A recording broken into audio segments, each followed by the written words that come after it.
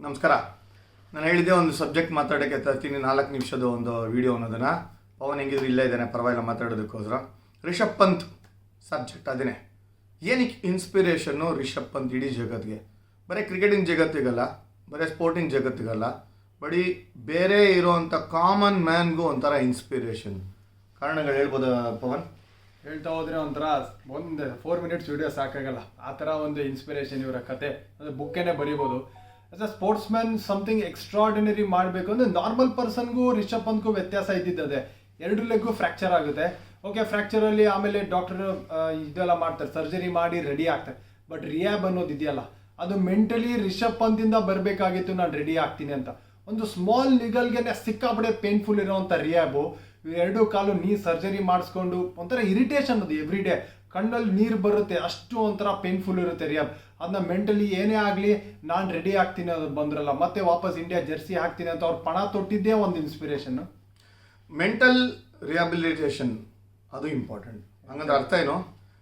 Mentally challenged ಅವರು, ಅದು ಏನೇನು ನೆಗೆಟಿವ್ ಥಾಟ್ಸ್ ಬರ್ತಾ ಇರುತ್ತೆ.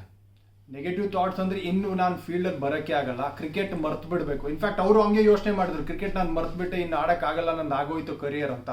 ಬಟ್ ಒಂದ್ಸರಿ ಯೋಚನೆ ಮಾಡಿದ್ರಲ್ಲ, ನಾನು ಕಮ್ ಬ್ಯಾಕ್ ಮಾಡ್ಬೋದು. ಈ ಒಂದು ಜಗತ್ತಿನಲ್ಲಿ ಏನು ಆಗದೆ ಇರೋದು ಏನು ಇಲ್ಲ ಅಂದರೆ ಅದು ಎಕ್ಸಾಂಪಲ್ ರಿಷಬ್ ಪಂತ್.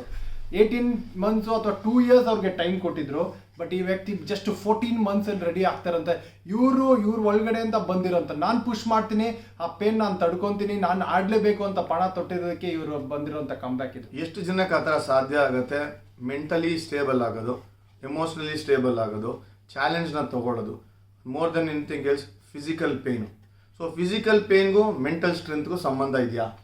100%. ಇನ್ಫ್ಯಾಕ್ಟ್ ನೀವು ಫಿಸಿಕಲ್ ಪೇನ್ ತಡ್ಕೋಬೋದು. ಫಿಸಿಕಲ್ ಪೇನ್ ತಡ್ಕೊಳ್ಳೋದಕ್ಕೆ ಮೆಂಟಲಿ ಪ್ರಿಪೇರ್ ಆಗಬೇಕಲ್ಲ. ಆ ಪೇನ್ ನನಗಿದೆ ಅಂತ ಗೊತ್ತು ಅವ್ರಿಗೆ, ಬಟ್ ಮೆಂಟಲಿ ನಾನು ತಡ್ಕೊತೀನಿ ಅಂತ ರೆಡಿ ಆಗಿದ್ದಕ್ಕೆ ರಿಷಬ್ ಪಂತ್ ಇಷ್ಟು ಬೇಗ ಅವ್ರಿಗೆ ನೋಡೋಕೆ ಸಿಕ್ಕಿದ್ದು. ಇಲ್ಲಾಂದ್ರೆ ಪ್ರಾಬ್ಲಿ ಇನ್ನೂ ಈ ವರ್ಲ್ಡ್ ಕಪ್ಪಲ್ಲೂ ಆಡೋವಂಥ ಸಾಧ್ಯತೆನೇ ಇರ್ತಾ ಇರಲಿಲ್ಲ ಅವ್ರ ಕಡೆಯಿಂದ.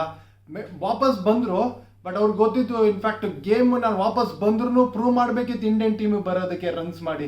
ಅದು ಒಂದು ಚಾಲೆಂಜ್. ಸೊ ಡಬಲ್ ಚಾಲೆಂಜ್ನ ಎದುರಿಸಿದ್ದು ರಿಷಬ್ ಪಂತ್ ಅವರು. ಸೊ ಫಿಸಿಕಲಿ ಭಾಳ ಕಷ್ಟಪಟ್ಟರು, ಮೆಂಟಲಿ ಕಷ್ಟಪಟ್ಟರು, ಇಮೋಷ್ನಲಿ ಎಲ್ಲದಕ್ಕಿಂತ ಜಾಸ್ತಿ ಕಷ್ಟಪಟ್ಟಿರ್ತಾರೆ. ಬಟ್ ಅವ್ರು ಸುತ್ತ ಇರೋವಂಥವ್ರದ್ದು ಹೆಲ್ಪು ತೊಗೊಂಡಿರ್ತಾರೆ. ಫಿಸಿಯೋಸು, ಡಾಕ್ಟರ್ಸು, ಮನೆಯವರು, ಅವ್ರ ಫ್ರೆಂಡ್ಸು, ಅವ್ರ ಫ್ಯಾನ್ಸು, ಎಲ್ಲರದ್ದು ಹೆಲ್ಪ್ ತೊಗೊಂಡಿರ್ತಾರೆ. ಇದನ್ನು ಯಾವ ರೀತಿ ಎಕ್ಸ್ಪ್ಲೇನ್ ಮಾಡ್ಬೋದು?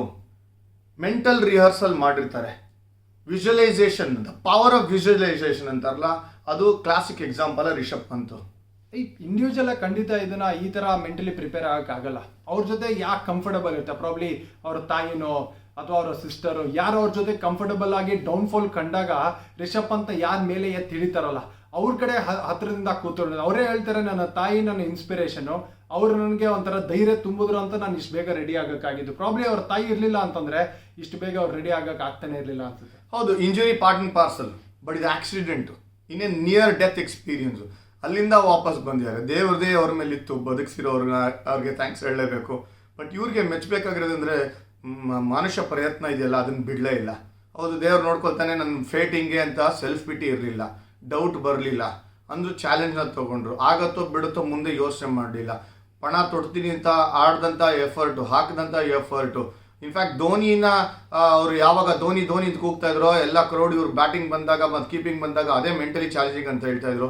ಅದ್ರಲ್ಲಿ ಇನ್ಸ್ಪಿರೇಷನ್ ಏನು ಅಂತಂದರೆ ನಾರ್ಮಲ್ ಹ್ಯೂಮನ್ ಬೀಯಿಂಗ್, ಕಾಮನ್ ಮ್ಯಾನ್ಗೂ brilliant inspiration. Never give up attitude. ಮುಂದೇನಾಗುತ್ತೋ ನಾವೇಲೆ ನೋಡ್ಕೊಂಬೋಣ, ಬಟ್ ಹಾಕೋ ಎಫರ್ಟ್ ಹಾಕೋಣ ಅಂತ ಮಾಡಿದ್ದು ರಿಷಬ್ ಪಂತ್. ಅದ್ಭುತವಾದಂಥ ಒಂದು ಎಕ್ಸಾಂಪಲ್ ಆಗಿದೆ ಇಡೀ ಜಗತ್ತಿಗೆ. ಕಾದು ನೋಡಬೇಕಾಗಿರೋದೇನು ಅಂತಂದರೆ ರಿಷಬ್ ಪಂತ್ ಹೆಂಗೆ ರೆಸ್ಪಾಂಡ್ ಮಾಡ್ತಾರೆ ಅನ್ನೋದನ್ನ. ಅವ್ರು ಗೆಲ್ಲಿ ಸೋಲಿ ನನ್ನ ಪ್ರಕಾರ ಆಲ್ರೆಡಿ ಗೆದ್ದಿದ್ದಾರೆ ಲೈಫಲ್ಲಿ. ಅಂದರೆ ಫಾಲೋ ಮಾಡಬೇಕು ಅಂದರೆ ನನ್ನ ಪ್ರಕಾರ ನೀವು ರಿಷಬ್ ಪಂತ್ನ ಫಾಲೋ ಮಾಡಿ, ಇನ್ಸ್ಪೈರ್ ಆಗ್ತೀರಾ ನೀವು ಕೂಡ.